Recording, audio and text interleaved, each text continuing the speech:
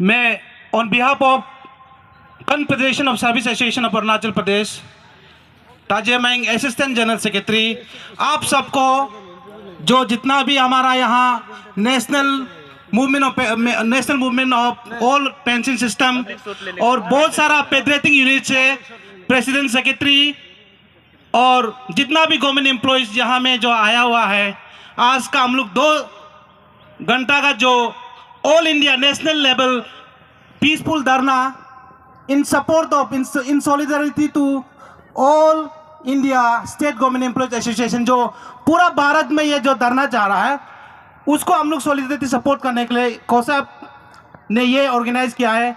आप सब आया इस प्रोग्राम में, इसको हम लोग सक्सेसफुल बनाना है और मैसेज जाना है जिस अथॉरिटी में जो हम लोग का डिमांड है, जो लिस्टेड डिमांड है, उसका फुलफिलमेंट के लिए मैं आप सबको फिर से ऑर्गेनाइजिंग कमेटी की ओर से सबको फिर से बहुत धन्यवाद देते हुए वेलकम करता हूँ। Thank you so much.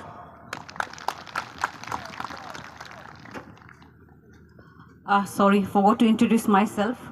I am Leena Thagu, President, Women Wing. Ladies and gentlemen, now our Secretary General of COSAP will give a speech.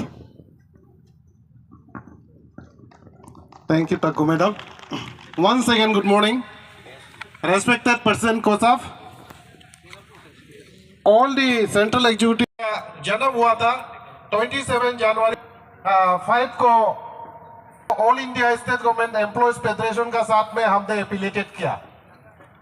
All India state government अभी न्यू दिल्ली में। तो आज का मुख्य मुद्दा है contractual outsource daily wage employ, fill up of all vacancies in senates, stop privatisation में सबसे ज्यादा बार्निंग इशू हम सबको जो खटक रहा है वो जीपीएफ जो है स्टेट गवर्नमेंट एक कॉर्पस फंड में रखता है, उसको हम जब भी चाहिए एडवांस में विड्रॉल में हम हमारा जरूरी का हिसाब से हम उसको विड्रॉ कर सकते हैं और स्टेट गवर्नमेंट उसको कॉर्पस फंड में रख के इमरजेंसी में यूज भी कर सकता है। लेकिन नेशनल पेंशन सिस्टम में कॉम्प्लीटली इसका ऑपोजिट है। उसमें नेशनल पेंशन सिस्टम में टायर 1 टायर 2 है। टायर 1 को सब ऑलमोस्ट 100% एम्प्लॉयज लोग टायर 1 को ऑप्ट किया है, क्योंकि टायर 2 में ना गवर्नमेंट का कंट्रीब्यूशन है ना पेंशन है, तो उसमें अपना सिर्फ कंट्रीब्यूशन होगा टायर 2 में। इसलिए हम टायर 1 का बारे में आज थोड़ा डिस्कस करते हैं।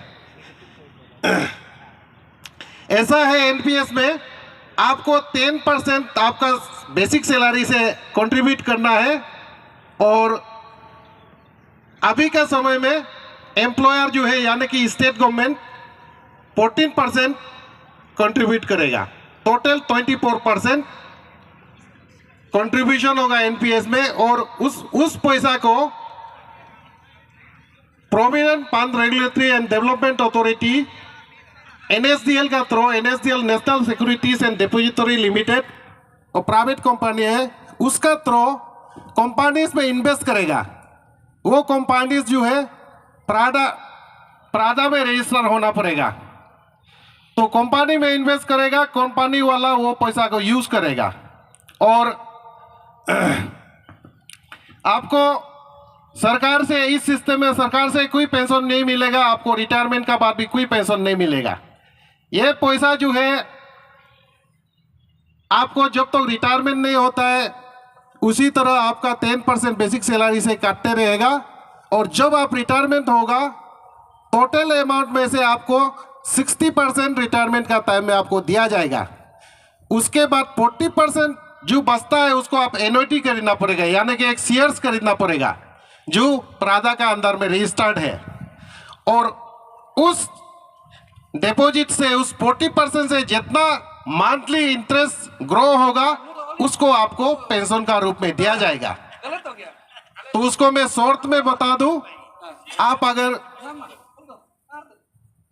50 लाख जैसा 40% आपका 50 लाख बनता है, 50 लाख इन्वेस्ट करता है, आप खुद भी कैलकुलेट कर सकता है 5-6% अगर ग्रो होगा तो आपको ज़्यादा से ज़्यादा रिटायरमेंट का बाद पेंशन का रूप में 15 to 20,000 मिलेगा।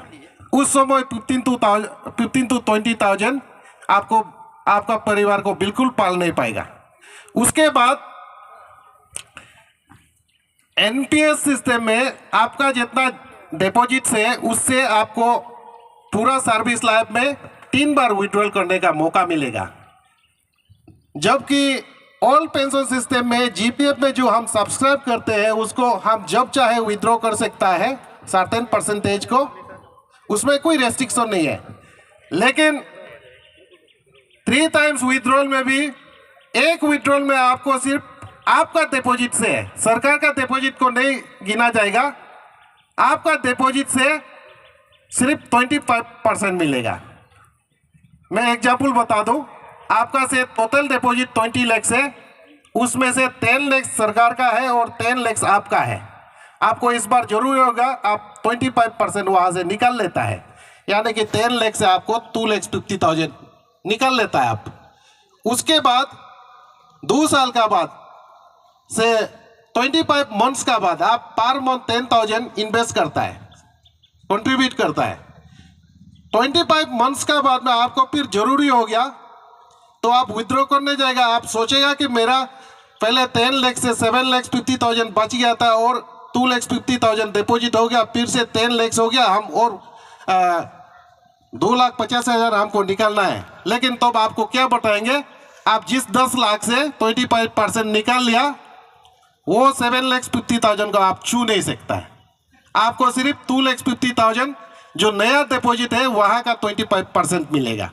फिर तार जब जाएगा वो 2,50,000 का 25 जहाँ से निकाल लिया उसको भी नहीं छू पाएगा, जो आपका न्यू डिपॉजिट है वहाँ से सिर्फ आपको 25% मिलेगा। तो इस हिसाब से आपका जो नौकरी करते समय भी आपका जो जरूरी होगा आपका पैसा वहाँ होगा, लेकिन आपको कोई मदद नहीं मिलेगा वहाँ से। उसके बाद जब आप नौकरी 35 ईयर्स 36 ईयर्स नौकरी करके जब रिटायर होगा आपको बल्क में कुछ पैसा, अच्छा खासा पैसा मिल जाएगा। आप अगर उसको अच्छा इन्वेस्ट करेगा तो आप जैसे तैसे सर्वाइव तो कर पाएगा। लेकिन भगवान ना करे किसी का साथ में अगर कुछ हो गया 10 साल का बाद में, 5 साल का बाद में आपका साथ में कुछ हो गया, हमारा साथ में कुछ हो गया, आपका फैमिली को 1500 से 2,000 से पेंशन कैसे पाल पाएगा। इसलिए ये हमारा नौकरी करते समय भी, रिटायरमेंट के बाद भी और हम गुजर जाने का बाद भी हमारा परिवार के लिए ना इकोनॉमिक सिक्योरिटी है ना सोशल सिक्योरिटी है। तो इसलिए बिल्कुल किसी भी रूप में एनपीएस जो ठीक नहीं है, तो ये एनपीएस को सेंट्रल गवर्नमेंट ने बनाया है। सेंट्रल गवर्नमेंट इसको कॉर्पोरेटर्स लोग को, बिजनेस हाउसेस लोग को सिर्फ पैदा दिलाने के लिए, बेनिफिट दिलाने के लिए बनाया गया है। इसलिए इसको आप लोग जानिए, ऑलमोस्ट जान गया है। और हमारा कोसब का एक्चुअली शुरुआत भी नहीं है, लेकिन ये नेशन वाइड और प्रॉपरली हम अभी स्टार्ट कर रहे हैं, हम रुकेंगे नहीं है, इसको जैसे भी हटाना है। और एक नई चीज आपको मैं बताना चाहूंगा, एक एनपीएस है, एक ओपीएस है, लेकिन अभी सरकार क्या अभी कोशिश कर रहा है, एक जीपीएस बनाने का कोशिश कर रहा है। क्या क्या पीएस कल को बनाएगा हमको कोई अंदाजा नहीं है, लेकिन हमको डटे रहना है ओपीएस के लिए। जीपीएस का बारे में मैं थोड़ा बताता हूं आप लोग को।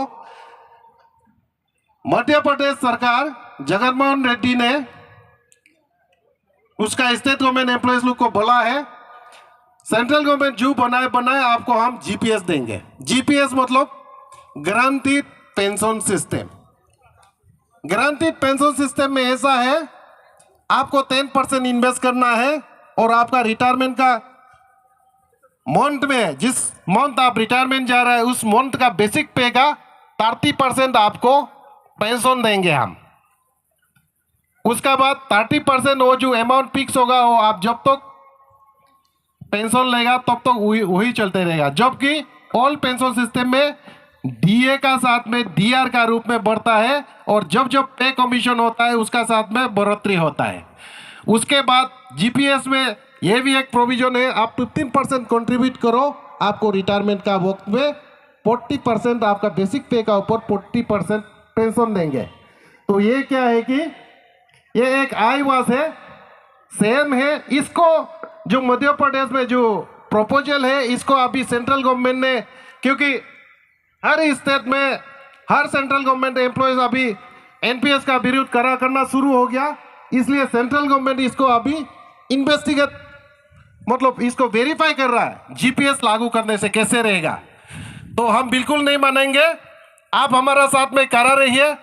हम all India state government employees का थ्रो इसको बिल्कुल अगेंस्ट एक्सेप्ट नहीं करेगा। हमको सिर्फ और सिर्फ ओपीएस चाहिए। ये रहा ओपीएस का बारे में। एक्चुअली मैं और थोड़ा बहुत क्लियर करना चाहूँगा। आज अरुणाचल में इम्प्लीमेंट क्या वाला 15 ईयर्स हो गया, लेकिन आप लोग कोई हम लोग को भी सवाल किया है कोसा पहले क्यों नहीं उठाया, क्योंकि एनपीएस का एक्ट भी, एनपीएस का रूल भी अजीब तरीके से बनाया है। शुरू में क्या है कि प्रॉपर गाइडलाइन नहीं दिया, अभी तक प्रॉपर गाइडलाइन नहीं है एनपीएस का, इसलिए हमको भी मालूम नहीं था। और उस समय जिस समय एनपीएस को इम्प्लीमेंट करना शुरू किया था उसमें 0 एम्प्लॉयज था, लेकिन आज ऑल इंडिया लेवल में भी 2-3 साल से मूवमेंट स्ट्रांग हो गया और हमारा दरवाजा खोल दिया। राजस्थान गवर्नमेंट ने वापस कर दिया, छत्तीसगढ़, झारखंड, पंजाब, हिमाचल प्रदेश 5 स्टेट ने एनपीएस को स्क्रैप कर दिया और ऑल पेंशन सिस्टम को वापस लागू कर दिया। इसलिए आज यहाँ से मैं हमारा स्टेट गवर्नमेंट को led by honourable chief minister Shri Pema Khandu को मैं विनम्रता से अनुरोध करना चाहूँगा, रिक्वेस्ट करना चाहूँगा, आप हमारा स्टेट गवर्नमेंट एम्प्लॉयज़ का दुख तकलीफ को देखते हुए, उनका परिवार का सोशल इनसिक्योरिटीज़ को, इकोनॉमिक इनसिक्योरिटी को देखते हुए, आपका वेलफेयर गवर्नमेंट है उसको देखते हुए आप हमारा स्टेट में जल्द से जल्द एनपीएस को स्क्रैप करके ओपीएस को लागू कर दे। अगर एनपीएस हटाओ ना, हटाओ हटाओ हटाओ हटाओ एनपीएस को हटाओ, हटाओ हटाओ एनपीएस को हटाओ।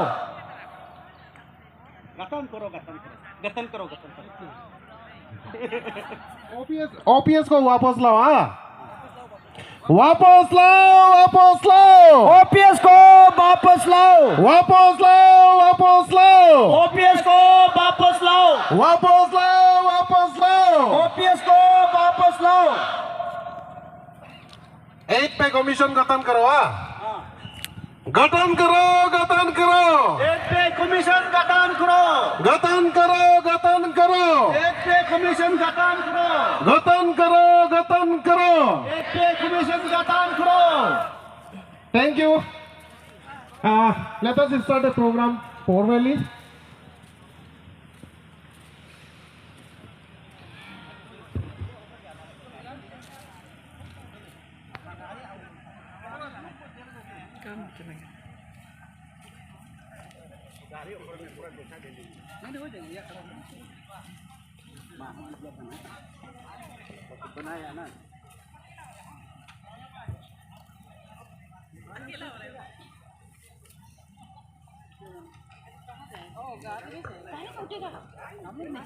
नीचे